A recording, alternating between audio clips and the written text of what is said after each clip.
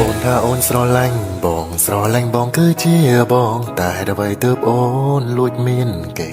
តើលាក់យូរប៉ុណ្ណាប្រាប់បងបានទេឲ្យបងបានអស់ចិត្ត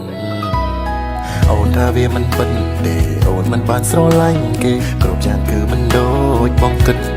រាប់អានគ្នាធម្មតាគេនោះត្រឹមជាមិនហើយដើម្បីបងមិនជឿចិត្តអូន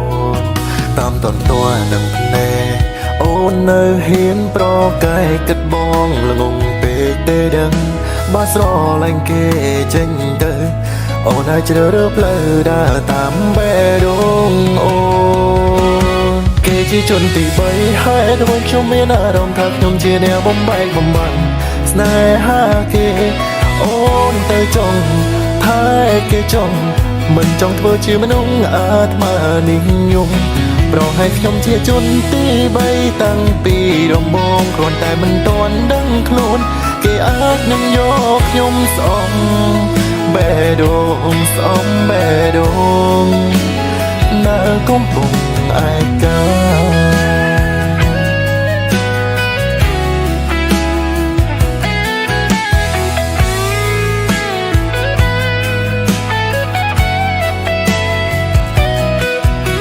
តន្ទានឹងភ្នែកអូននៅហ៊ានប្រកែកគិតបងងងពេកទេដឹងបើស្រឡាញ់គេចេញទៅអូនអាចជ្រើសរើសផ្លូវដើរតាមបេះដូងអូនគេជាជនទី3ហើយដូចខ្ញុំមានអារម្មណ៍ថាខ្ញុំជាអ្នកបំបែកបំបាំងស្នេហាគេអូនទៅចង់ហើយគេចង់មិនចង់ធ្វើជាមនុស្សអាត្មានិយមប្រហែលខ្ញុំជាជនទី3តាំងពីដំបូងគ្រាន់តែមិនទាន់ដឹងខ្លួនគេអាចនឹងយកខ្ញុំស្អមបេះដូងស្អមបេះដូងនៅកំពុងឯកា